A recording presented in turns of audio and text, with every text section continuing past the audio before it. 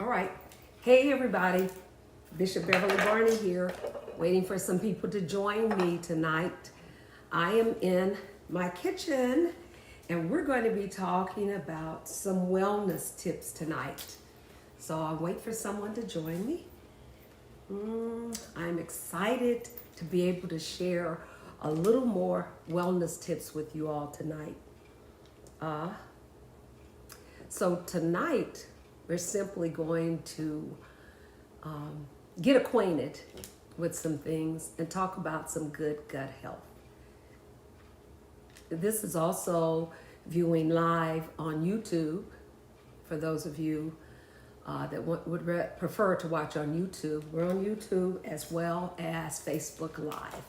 So we're just launching Wellness with Bev tonight. And I hope that I can give you some valuable tips. We're going to make something healthy tonight and something good for you.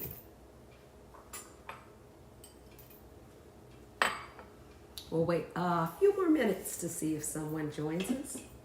I think I have everything I need to get started tonight. While I'm waiting, I'm going to measure some wonderful garlic, and I think I need some onion here.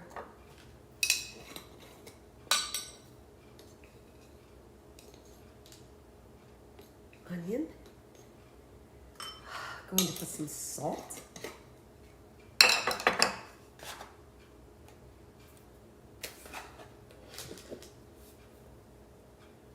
Oh, we're gonna put a teaspoon of salt. Okay.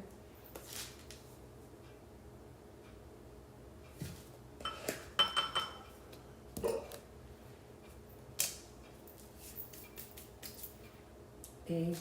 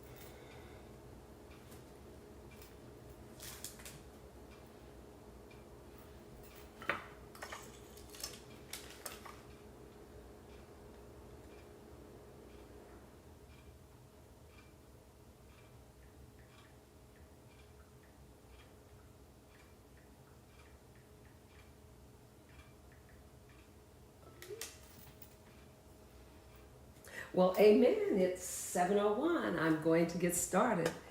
For those of you that don't know me, I am Bishop Beverly Barney, and I am also your certified wellness coach and functional nutritionist. I wanted to introduce myself and say a little more. Yes, I am a bishop, and I do preach the word of God, but I also have a ministry for wellness, to minister to the total man. While we're waiting, I'm going to chop a little more of these veggies that I have tonight. We're going to talk about wellness. That's right, what it means to be well. You know, I always look at Isaiah 3:10, where it says, "Say ye to the righteous that it shall be well with you." Listen, it shall be well with you. Say to the righteous that it shall be well with him, and he shall eat the fruit of his doings. Thank you for joining me. I appreciate your joining me tonight.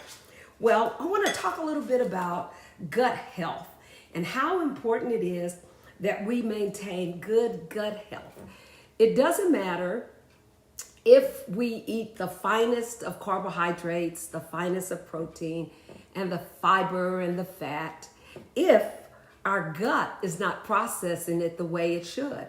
And many times we have abused our gut down through the years. A lot of processed foods. Those are some of the things that ruin your gut health. Or let's say you've been sick, and when you down through the years, you've been sick and you've used a lot of antibiotics. Well, those antibiotics are actually, yes, they're healing, but they're actually destroying the good gut flora that you have in your body. And so we have to remember to only use the antibiotics when it's absolutely necessary. Remember that, when it's absolutely necessary. So let's say you have problems with your gut. You have gas, you have bloating, you're not digesting your food well. So where do you start? What do you do? Of course, this is not intended for prescription. This is an educational video, and I want to help you. But I thought that in the process, since we're talking about things that are good for your health, that we would make something tonight. So we're going to make soup. It's getting cooler outside, and people always love a good bowl of soup. But this soup is going to be good for you. Number one, because it's not going to have all of the processed ingredients that you find on the store shelves. You're going to make it fresh. And I actually have some cubed sweet potatoes that I actually came from my garden this year. That was one of the things that I was able to get a harvest on, was the sweet potatoes. But when we start, okay, we're going to start with some olive oil, and I'm going to use the pressure cooker tonight because it's quick and because most of my ingredients have already been cooked. If you have some leftover chicken or leftover meat, whatever type of meat you like to use, you can use it. I'm going to use some chicken that I have chopped and prepared. If you're on YouTube, you can actually see it better. But if you're on Facebook Live, I'm going to lift it so that you can see it. I'm using dark meat chicken because it does have some fat. So when you're prepping your food, you want to be able to have some fat. It doesn't need to be 95% lean. And when you're thinking about healing your gut, one of the good things that you want to consider is, okay, I'm going to, this pressure cooker sautés.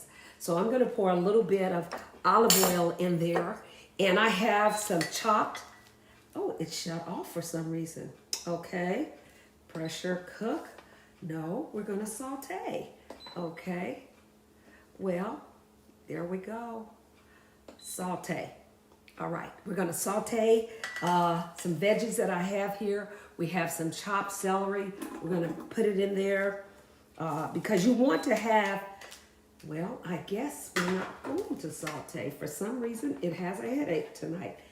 Isn't that something when you start to do something, things go crazy? Okay. So we're going to saute and start. Go. There we go. So we're going to saute some celery, and we're going to saute some red onions full of antioxidants to help to destroy inflammation in your body. So we're going to saute some chopped red onions and celery right here in the same pot that we're going to make our soup. So I put it on saute, and we're going to saute it there just for a minute as it heats up and sautés. And this should be done before we finish this broadcast tonight. So we're working on a healthy gut. Remember, it's important that we get plenty of fiber in our diets. Unless you're under a doctor's care and the doctor has limited your fiber, it's important that you get fiber in your diet for so many reasons. It deals with inflammation in your body. It keeps your colon, keeps your gut healthy. So it's important to have different types of fiber. One of the plant-based fibers that a lot of people recommend, they use psyllium.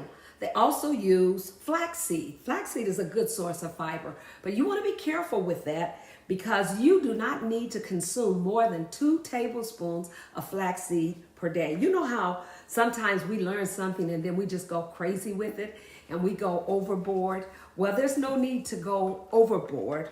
The recommendation is that we do at least 28 to 30 grams of fiber per day. So how do you know if you're getting enough fiber? Well, it goes back to journaling, writing down what you're eating so that you know. I say, hey, keep a journal and write down what you're eating so that you know. Are you eating a lot of processed food?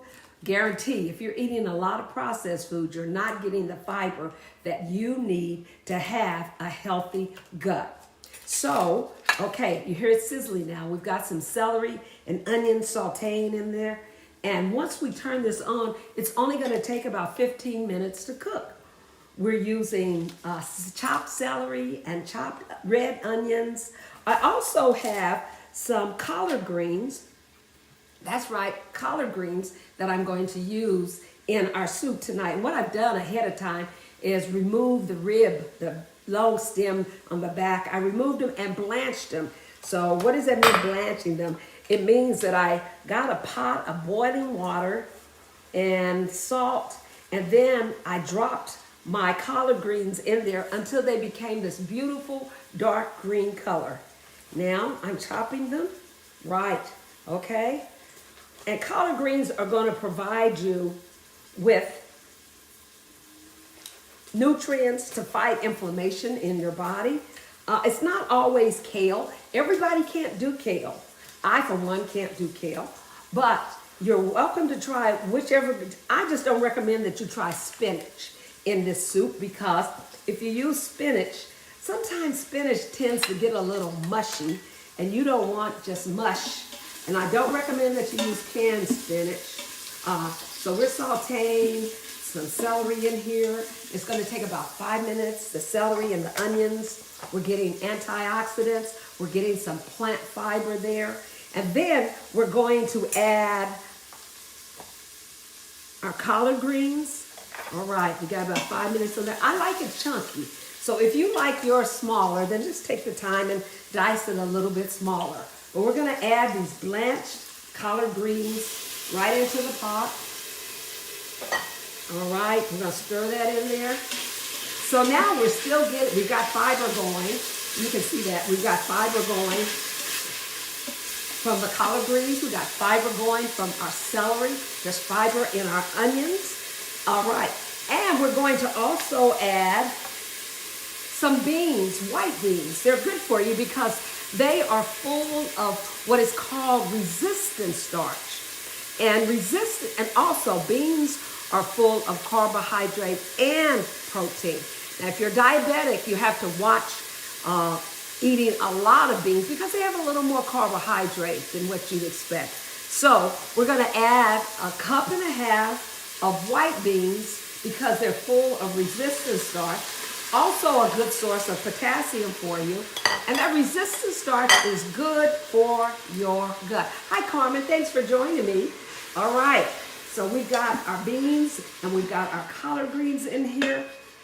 Now, I'm going to add something a lot of people don't use, and that is sweet potatoes. Full of color. You know how they talk about, eat the rainbow? Well, we've got quite a few colors from the rainbow in this soup tonight. I'm sorry. Something went down the wrong way. So we're going to add some cubed sweet potatoes.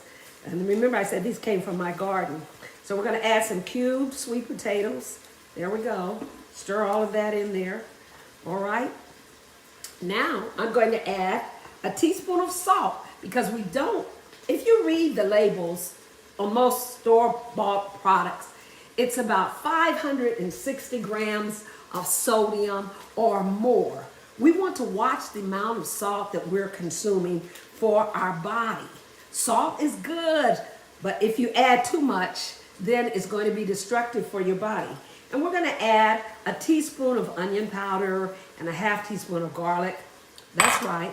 Now I'm going to add that chopped chicken that I told you about. I use chicken thighs, dark meat, because I like a little tender meat. Sometimes chicken breast is so lean that it can be a little bit dry. So once I have everything in here, everything is in our pot. We're making a good soup with plenty of fiber, rich in protein.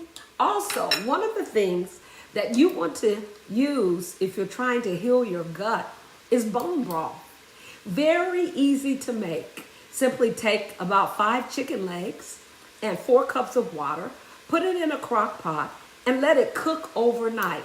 And you have your, don't forget to put a teaspoon of apple cider vinegar in it. And let it steep for 12 hours. When you wake up the next day, you'll have a good rich pot of bone broth that you can sip on throughout the day, and it will help heal your gut. Now, I have some chicken stock that I have prepared ahead of time to use in here. I boiled some chicken thighs, and it because of the boneless, skinless chicken thighs. Now I'm going to add this to my stock. Woo! I'm adding that to my stock. Then I am going to put the lid on this, and we are going to pressure cook this for 15 minutes. Only 15 minutes. Because, there we go. We're going to pressure cook. We're going to pressure cook this for just 15 minutes, and we'll have soup in 15 minutes. There we go. It's on and it's cooking. And that soup will taste so much better than what you find in the store. And it will be full of nutrients. So that's what you want to look at. Eat the rainbow. You hear people say, eat the rainbow. Well, maybe you want to put some zucchini. Put zucchini in it. Maybe you want mushrooms. Or you can add tomatoes. All of those plant-based veggies are going to add fiber to your diet and be healthy for your colon. And healthy for your gut. One of the other things that I'd like to share with you for your gut health is probiotics. That's right. I have to reach in here and get some yogurt. Because, listen, you don't have to use the brand that I use. I just like this brand of yogurt because it's good. I like it. Everybody doesn't like it. You have your preference. If you want to use something else, feel free to do so or make your own. When I don't make my own, this is my go-to for Greek yogurt. Some people don't like the mouthfeel of Greek yogurt. Well, then just do regular yogurt. But stay away from the yogurts that have all of the sweeteners in it, the sugars, because you do yourself and you do your gut an injustice. If you're on antibiotics, it's good to add some yogurt or probiotic foods to your diet while you're taking it. It will help your gut heal so much faster. And it's important to have a healthy gut so that you can absorb the nutrients from the food that you eat. That's what we're striving for, to be able to absorb the nutrients from the food that we eat so that we can have beautiful hair, so we can have gorgeous skin, so that we can be healthy. And when you're eating good quality fiber and probiotics, then you're going to appreciate it even more. Listen, it's better to have, what they say, an ounce of prevention is better than a pound of cure or worth a pound of cure. If you're taking care of your gut and able to absorb the nutrients, then you're not going to have as many doctor bills or doctor visits. You're not going to have to take as much medicine because your medicine will be your food. Well, Pastor, what are some of the other things that you can use for probiotics? I tell you, there's a whole list of them, and I'm going to read them to you because I don't know them and haven't committed all of them to memory. There's so many of them. For your prebiotics, we talk a lot about probiotics, but what about prebiotics? Prebiotics come in the form of, all right, you guessed it, bananas. Bananas are a good source of prebiotics. So your probiotics feed on your prebiotics, okay? Probiotics are the fiber, all right, that resist digestion, and they pass through the stomach and the small intestine into the large intestine, where they are fermented by your gut bacteria. Somebody said, well, that banana's a little brown. Yeah, it is. But just because it's brown on the outside doesn't mean it's brown on the inside. And that's another untruth. They say you can't put bananas in the refrigerator. You can. If you put them in the refrigerator, they may look a little brown on the outside, but they'll last a long time. So nectarines, white peaches, watermelon, pomegranates, all of those foods are rich in prebiotic fiber. How about legumes? Well, we added some legumes to our soup tonight. Legumes are in the family with beans and lentils and peas. On last night, I just made a pot of azuki beans, A-D-Z-U-K-I. I get it right in a minute. Azuki beans, full of fiber. And you know, they did studies that show that people that added the legumes to their diet actually lost weight, more weight than those that did not. And people live longer. So add the probiotics, but remember to add the prebiotics. Now, probiotics don't just come in the form of yogurt. They actually come with fermented vegetables. That's right. Some people roast and then ferment their vegetables, pickle them, bottom line. You can use drinks like kefir. Kefir is a drink that is like a drinkable yogurt. And it's really, it's good. It's just that I can't tolerate it. If you have a lactose intolerance, then you may not be able to handle more than a half a cup of kefir or a half a cup of yogurt at a time. Kombucha, I always mess that up when I say it. Kombucha is a good probiotic that you can use. So think in terms of having prebiotics. Okay, we're pressure cooking over here. Prebiotics and probiotics in your diet. When you think of condiments such as fermented or pickled sauces, dips and spreads, eating pickles. Now, I don't eat pickles, but some people do. That's their source of probiotics. But there are, like, you can have probiotic carrots, fermented carrots. A lot of people do it themselves, but I don't know if you're going to want to take the time to do it. So I give you sauerkraut. Somebody goes, ugh, sauerkraut. But a lot of people love sauerkraut. They like it on their sandwiches. And here's another probiotic for your gut, kimchi. So if you're adding yogurt, fermented vegetables, kombucha, and you know, when I was growing up, my mom and dad used to drink buttermilk all the time. All right. And I think a lot of older people would have buttermilk. Somebody's going to go, ugh, buttermilk with cornbread. You know, that's kind of how I grew up. We would have buttermilk, a glass of buttermilk. I didn't like it, but mom and dad had it. Okay. So that was their cultured product in their life. They were getting probiotics. And listen, prebiotics come in the form of whole grain corn. So when my ancestors, when my forefathers were eating cornbread and milk, they were getting their prebiotics through the whole grain kernel corn in the cornbread, and their probiotics when they were eating their buttermilk. So we can learn a lot from, if we take the time and sit down and look back over our lives, our parents, our grandparents, and some of the foods that they ate, we can learn something from them. Okay, my soup is going to be done here in just 15 minutes. We'll be closing in about 10, but there you have it, a good bowl of veggie soup, keep you warm and full of fiber, full of anti-inflammatory vegetables, things that are good for you, low sodium. And again, what we've used is collard greens. We've used great northern beans.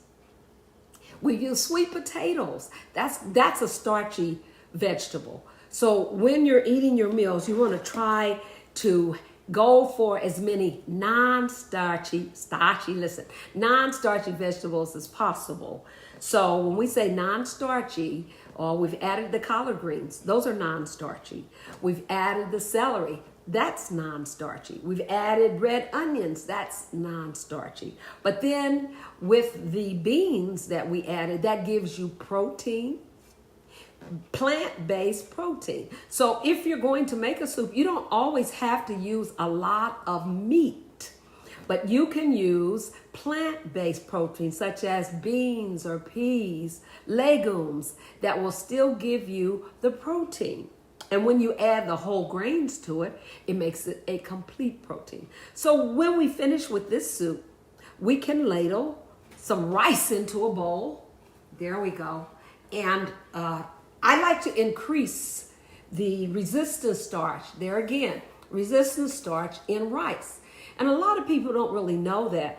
But when you cook your rice and let it cool, put it in the refrigerator, and it converts, the starches in it convert to resistant starch. So then when you take it out and you use it, then it passes through your body in a different way. And it's not all simple sugars, but we have created some resistant starch. And I read the article that says, once you heat it up again, the resistant starch does not go away, but it's still there. So you can still have your rice and eat it too. Okay, that's just a pun. You know, you can have your cake and eat it too. But there you have it. Wanted to share those tips with you about having a healthier gut to live a long life. Remember that it shall be well with you, and ye shall reap the fruit of your doings. Well, I guess I should have put this on 13 minutes earlier, so you won't get to see the final product. I tell you what I will do. I'll post a picture on my Facebook page so that you all can see it. Thank you for joining me. It was just great to be here tonight. And I look forward to seeing you next week at the same time, 7 o'clock. Tell somebody, come join us for Wellness with Bev. Blessings.